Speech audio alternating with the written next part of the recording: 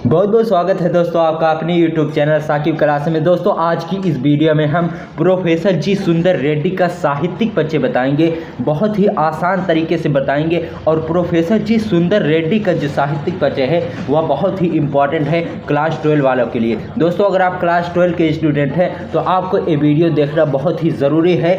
Professor जी सुंदर रेड्डी का साहित्यिक परिचय 2021 की बोर्ड परीक्षा में आने के 99% चांस हैं, तो आप प्रोफेसर जी सुंदर रेड्डी का साहित्यिक परिचय जरूर याद कीजिएगा। वासुदेव शरण अग्रवाल और अयोध्या सिंह उपाध्याय, हरिओद और हजारी प्रसाद द्विवेदी जी का साहित्यिक परिचय हमने बता दिया है। अगर आपने नहीं देखा है तो डिस्क्रिप्शन में लिंक है, आप वहां से जाकर देख सकते हैं। तो चलिए शुरू करते हैं आज प्रोफेसर जी सुंदर रेड्डी का साहित्यिक परिचय। अब देखिए, प्रोफेसर जी सुंदर रेड्डी का जीवन परिचय याद करने की आपको कोई भी ज़रूरत नहीं है, क्योंकि आपके एग्ज़ाम में पूछा जाता है साहित्यिक परिचय। आपके एग्ज़ाम में 3 लेखक का नाम दिया रहेगा, उसके बाद क्वेश्चन पूछा जाएगा कि निम्नलिखित में से किसी एक लेखक का साहित्यिक परिचय देते हुए उनकी रचनाओं का उल्लेख कीजिए। पर आप लोग देख सकते हैं कि जीवन परिचय जब पूछा ही नहीं जाता तो आप उसकी हेडिंग डालेंगे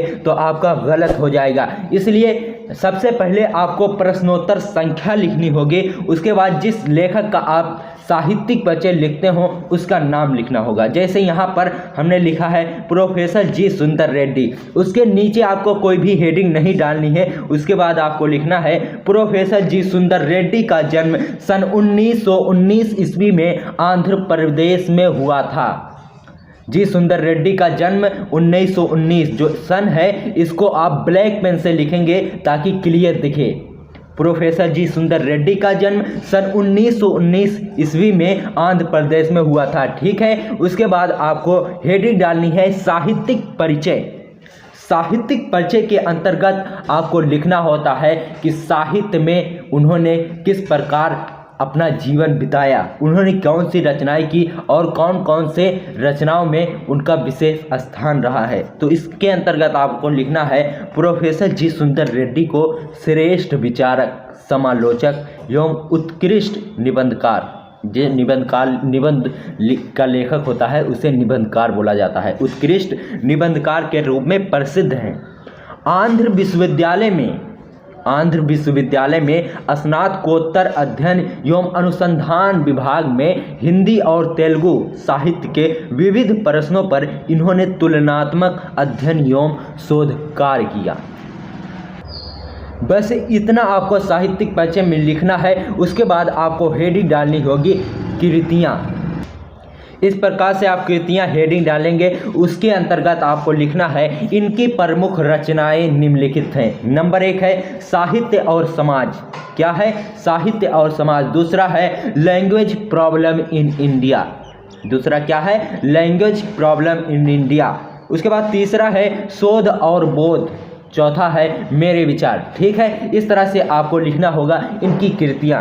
उसके बाद लास्ट हेडिंग जो बचती है वह है हिंदी साहित्य में स्थान। प्रोफेसर जी सुंदर रेड्डी का हिंदी साहित्य में क्या स्थान रहा है उसको आपको लिखना होता है हिंदी साहित्य में स्थान। उसके अंतर्गत आपको लिखना है प्रोफेसर जी सुंदर रेड्डी साहित्य जगत में उच्च कोटि के विचारक, समालोचक एवं निबंधकार हैं। इनकी रचनाओं में सटीक व्याख्या यानी सरल व्याख्या और स्पष्टता दिखाई देती है। इनकी रचनाओं में सटीक व्याख्या और स्पष्टता दिखाई देती है।